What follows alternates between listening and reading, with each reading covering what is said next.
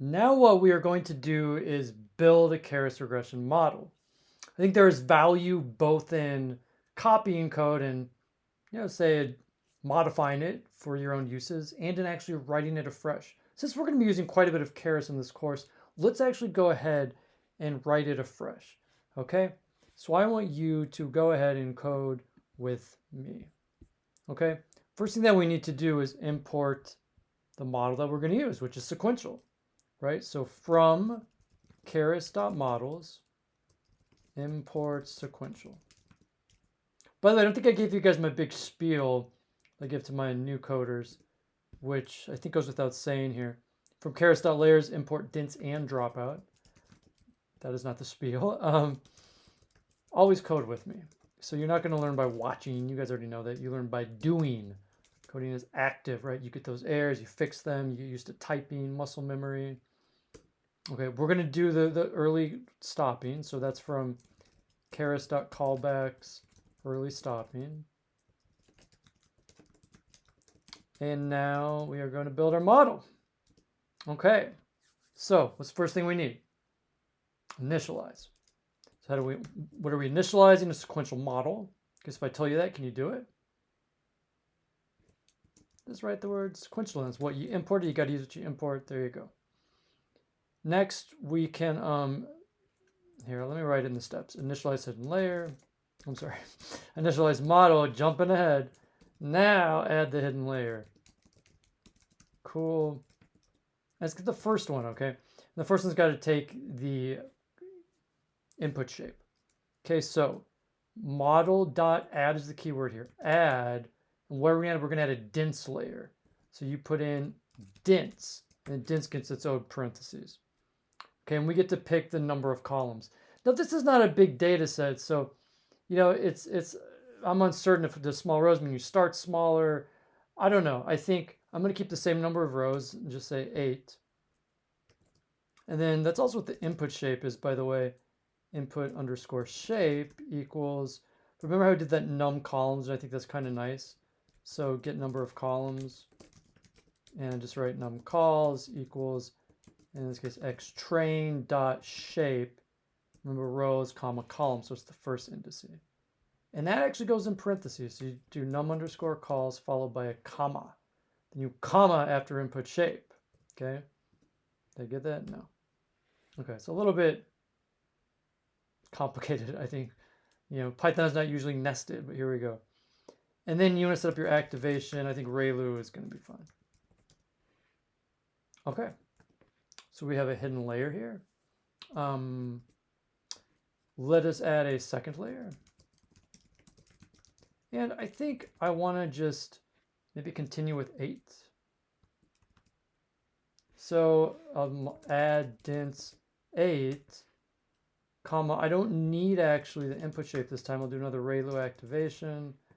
And I think we can even see this data set, right? It starts small, 8 columns, 8 by 8 by 8. That's not that many. Should we add I feel like let's add a third layer. I don't know if that matters or not. Model.add, I'm just going to copy it this time. Same thing. Now, I don't know if we want any dropouts or not. We could actually look at the code first. We already looked at how to do dropout, or you can do model.add dropout 0.2 and put those in between. But the next thing that we need to do here is to compile the model, right? So let's do model.compile, and then you're going to put in an optimizer. We'll just use Atom again. Recall, so what is that? Optimizer is the method at which the errors are computed. And when I say the method, I mean like how are they using gradient descent? Okay, so how are they using the calculus?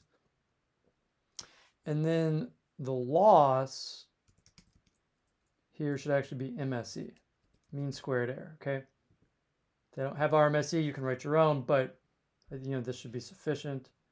And then do anything else for compile? Yeah, I don't think we need to add an extra metric here. We'd have to I think hard code RMSE in. Too bad it's not an option. Let's go ahead with early stopping. And what we do there is, so I set up the early stopping monitor. You can just call it that always, early stopping monitor. And then equals early stopping. And you get to pick your patience. Like I'm going to be, for me, I would say 10 is impatient. What that means is if I don't see an improvement in 10 rounds, stop. Okay. And then finally, fit the model. Oh, I want to do the model summary too. Did I leave that out? Yeah, before you compile it, you can show a model summary. I think that's going to be useful here. So we'll say show model summary. And we're going to print model.summary.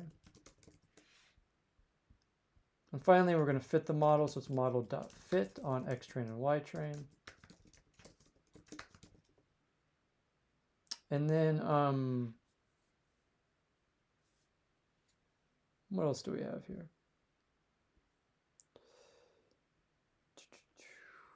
We want to set the number of epochs. Because you're wondering, I'm referring back to previous code, right? It's good to have code. The code that you write is valuable, okay? Now again, epochs is like a max. I'll just say, hey, if it keeps getting better, I eventually got to stop it because I want to move on to 1,000. Why? Because this is a timed class. You know, if it was like my own, I mean, I don't know what to put there, maybe another couple more zeros. And then I want to add some new pieces here. Well, really one. It's called batch size, new topic. What the heck is batch size? Batch size is like the amount of rows that it's training on. So instead of doing like one at a time, you can do like, for instance, 20 at a time. Helps the model go faster, and there are arguments that it can actually be better. It's normal to actually have a batch size, the number of rows that you put in there before making any adjustments. So, you know, here's a nice little article in stats.stack exchange on batch size. So the stats.stack exchange is a nice kind of reference point, and great info here if you want, you know, to know more about it. Your cohort lead can provide you with the link, or you could probably get it if you type in batch size and stats stack exchange. Okay. And, you know, I'm not going to get into it. Just note that batch size is common, and we'll experiment with that. This is our validation split, because we're going to be able to compare training and test data each round, see how it's doing, 0.1, and then callbacks. See that? See, that's where like callback can be helpful. It gave me the S in there, so I know that's right. Equals, and then it should be in list form, early stopping monitor, and again, collab jumps in there. I think that's good for the fit. Note that's kind of the most of the code there. And finally, we can score the model. Now, when scoring the model, right, when we do model.evaluate x test, comma y test, what that does, oh, I realized something else I left out that's absolutely critical to our discussion. I'll get it in a minute. It's kind of fitting, I guess I'm going to put it at the end. But what that does, it gives you the mean squared error. But let's get the RMSE. So this is the mean squared error, right? Let's get the RMSE. So print what's the RMSE? Well, the RMSE is just the MSE to the 1/2 power. That gives us the right units. And then we can print RMSE. But if you want this close to 0, just scale the data. You could scale your Y's. You get an error close to 0. The point is more like, shouldn't matter. Like, how does the MSE compare to the you know, the data points? And what I mean here is, if I go down and add Y, say I could do test or train dot value counts.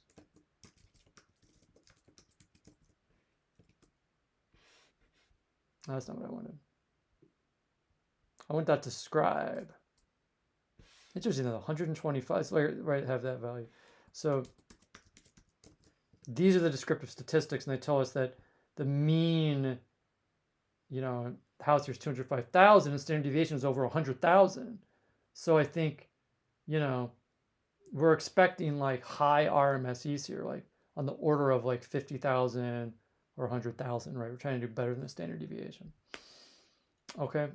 You can compare that to Y train, by the way. Yeah, comparable. Okay. Okay, the one piece I left off is the most essential. We need the last layer, add output layer. Okay, and the way you do that You need a final dense layer, and what should it be for regression? How many nodes is it? Right, we've got all these nodes, and we're going down to what? What's the output here? It's one number, so it's one prediction. 1. Okay. We can go ahead and do an activation ReLU here. All right, so I think that'll do it. Let's give it a whirl, see how it goes. So hit Shift Enter. And you can see here that there are only 225 parameters just by doing like these 3 8s. But you know, compared to the one before, it's not many, right? That one was 784. So you could really consider like increasing that or increasing the number. It would be cool to like do a for loop in there and maybe do a lot. Now, if you scroll down and look at the numbers, we've got, what did I say, 765. I thought there were more rows here. Whatever the case. Did I do it on X train or Y train? Yeah. Whatever the case, you can see that the losses are really high, right? If you scroll down and see where we're at, I mean, it's like, whoa, how much is that, right? That looks crazy high. Well, keep in mind that this is going to be square rooted. So if you can try to count as they're moving, 1, 2, oh man, it's hard when they're moving. Have we been in the same orders the whole time? 1, 2, 3, 4, 5, 6, 7, 8, 9, 10 digits. So it's like 5 with 10 digits after it. 5, 1, 2, 3, 4, 5, 6, 7, 8, 9, 10. Okay. So the error is that times the square root. So if you pull up a new window, do they know Python? Let's see. They do, look at that. They picked up on the universal symbol. Go Google. So you can see there we're getting actually an error of 223,000. Not great, but again, it's not as bad as it looks. Okay.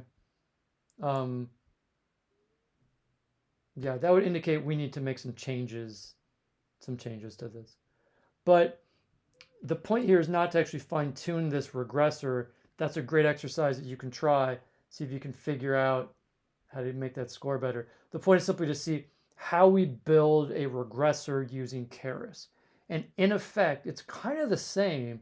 The only real difference is this output layer, right? It's got to be an output layer of 1 because it's one score, right? It's not like breaking off into 10 different bins. And the other piece I want to say is that your loss function has to be different. When you're computing regression, you know, MSE and RMSE are the standards. They kind of flip, by the way, if you standardize Y. And I tend never to mess with Y because that's the exact number that you're trying to predict. So if you standardize Y, then you have to go back in the other direction to actually unstandardize it. And then also want to just recap that we added in as well batch size as something new that's standard in Keras in deep learning to like move your data together in batches. So we'll see how it goes. I think, did it stop? I'm not necessarily going to wait for the model to finish running. Look at all these epics, man. I think maybe it stopped. Yeah, so we got an RMSE almost exactly of the standard deviation, 112,000. Again, not the greatest, but plenty of adjustments that can be made. And next, we'll take a quick look at classification.